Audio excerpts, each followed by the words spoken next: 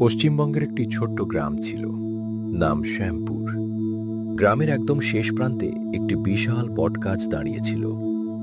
গ্রামের সবাই তাকে কালো বটগাছ বলে ডাকত। গ্রামের বয়স্ক লোকেরা বলতো বহু বছর আগে সেখানে একটি পুরনো জমিদার বাড়ি ছিল। এক ভয়ঙ্কর আগুনে বাড়িটি পুড়ে যায়, আর সেই আগুনে অনেক মানুষের মৃত্যু হয়। তারপর থেকেই সেই জায়গাটি অভিশপ্ত বলে মনে করা হতো।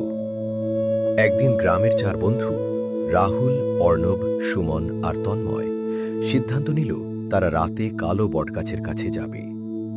তারা ভূতের গল্পে বিশ্বাস করত না।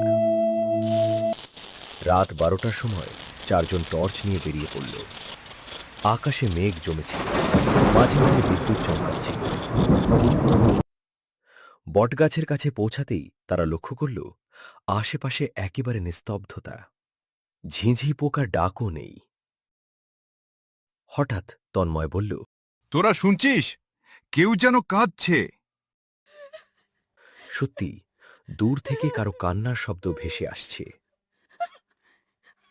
তারা শব্দ অনুসরণ করে এগোতে লাগল। কিছু দূর যেতেই দেখতে পেল একটি পুরনো ভাঙা কুয়ো। কুয়োর ভেতর থেকে কান্নার শব্দ আসছে। রাহুল টর্চের আলো ফেলতেই সবাই চমকে উঠল। কুয়োর তলায় একটি সাদা পোশাক পরা মেয়ে দাঁড়িয়ে আছে। মেয়েটির মুখ দেখা যাচ্ছিল, লম্বা কালো চুল মুখ ঢেকে রেখেছে। অর্ণব সাহস করে বলল, কে তুমি? হঠাৎ সে অস্বাভাবিক দ্রুত গতিতে কুয়োর দেয়াল বেয়ে উপরে উঠতে শুরু করল। মেয়েটি কোনো উত্তর দিল না। কিছুক্ষণ পরে সে ধীরে ধীরে মাথা তুলল, আর তখনই চারজনের শরীর ঠান্ডা হয়ে গেল। মেয়েটির চোখ দুটো সম্পূর্ণ কালো। বন্ধুরা ভয়ে দৌড়ে পালাল, কিন্তু যতই দৌড়ায় মনে হচ্ছিল তারা একই জায়গায় ঘুরপাক খাচ্ছে। বটগাছটি বারবার তাদের সামনে এসে পড়ছে। হঠাৎ আকাশে বজ্রপাত হল। এক মুহূর্তের জন্য চারপাশ আলোকিত হয়ে উঠল, আর তারা দেখল বটগাছের ডালগুলোতে অসংখ্য ছায়ামূর্তি ঝুলছে। সবাই আতঙ্কে চিৎকার করে উঠল। ঠিক তখনই একটি কর্কশ কণ্ঠস্বর শোনা গেল, কেউ এখান থেকে ফিরতে পারে না। রাহুল কাঁপতে কাঁপতে পিছনে তাকাল।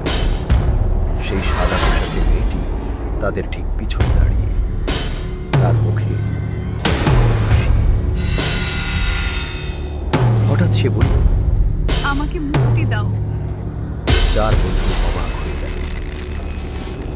মেয়েটি জানালো বহু বছর আগে কিছু দুষ্কৃতী তাকে হত্যা করে কুয়োর মধ্যে ফেলে দিয়েছিল।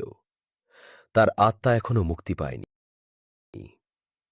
পরদিন সকালে গ্রামের প্রবীণদের সাহায্যে তারা কুয়োর পাশে পূজা করল এবং মেয়েটির জন্য প্রার্থনা করল। সেদিন রাতের পর থেকে আর কখনো কান্নার শব্দ শোনা যায়নি। কিন্তু গ্রামের মানুষ আজও বলে, ঝড়ের রাতে কালো বটগাছের নিচে দাঁড়ালে দূর থেকে একটি মেয়ের ফিসফিসানি শোনা যায়।